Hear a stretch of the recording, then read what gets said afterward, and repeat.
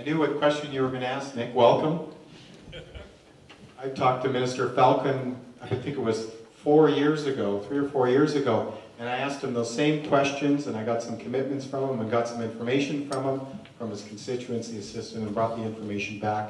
But maybe we were too busy because we didn't take advantage of that information, and once again, we're still waiting.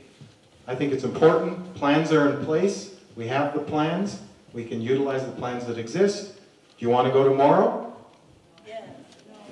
Absolutely. Yeah, absolutely. Yeah, Ed's here. You know, let's go tomorrow. That's how soon we need to talk to the provincial government. There's a new federal government in power. They can approach them and look for funding for something like this. We have a new MP here, and we have a federal government that's not been present in this riding for some time. They want to impress. Let's talk to all the governments. It's all about partnering. Let's go. We are talking to the governments on that note, and we need the support of this government and every other government on the coast. You know the issue. We're trying to get through a lot of councillors here. Keith, thanks, yeah. Thank you. Last spring at the ABICC conference in Victoria, and again at the UBCM last month, I targeted a couple of MLAs who happen to be ministers.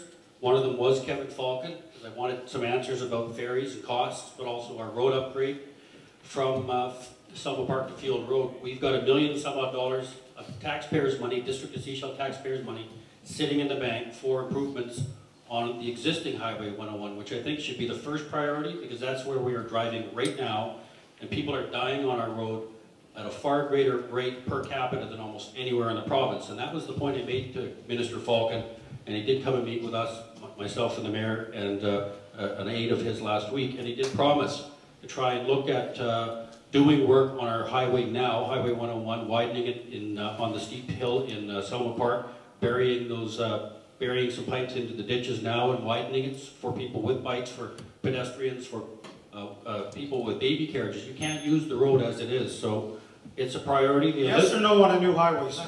Well, we've got to deal with Roberts Creek first, because I don't think they want one through their backyard yet, but it is going to be a concern. I know we've had people here in the audience tonight, Betty Ann Papp, who might not agree with you on this issue, because I know where the existing road proposal is earmarked for, and it will be a long, drawn-out process. I do support better transportation infrastructure, though. I definitely think we can improve things, and I am working on that actively. Thank you. Thank you, Keith.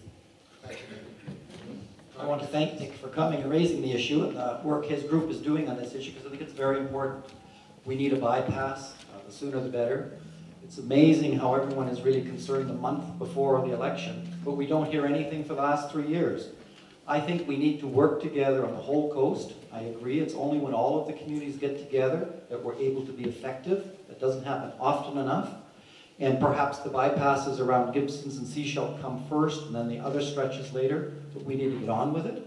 And I want bikes and transit paths and more transit, but I don't want to put a lot of more money into that highway. I think we're better off buying the land and planning for the new one.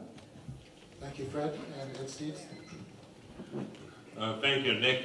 We want to thank your society for altering their thoughts on the upgrade for this part here, and it was very impressive to the people we met with at UBCM.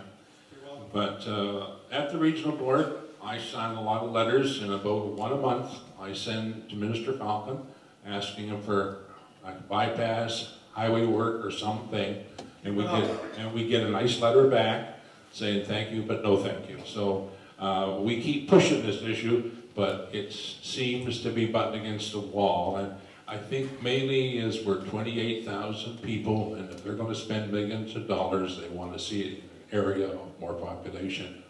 That's my personal thought, and it's too bad. We need the road. Thanks. Thank you, Ed. And Mike Shanks. First of all, I think we have to do the upgrades to Highway 101 in the Selma Park, Wilson Creek area. And Nick, we could have done with you a couple of weeks ago, because we were addressing the bypass, but it's called the Neptune Connector, which hasn't been very popular with people in the immediate area. And subsequently, we're looking at other alternatives, and we're going to spend another $50,000, $60,000 for somebody to come back to us and tell us you're still going to need the Neptune Connector. So yes, we need a bypass around Sechelt for sure, and specifically from probably West Sechelt to where the overpass is. in order to get people around Sechelt.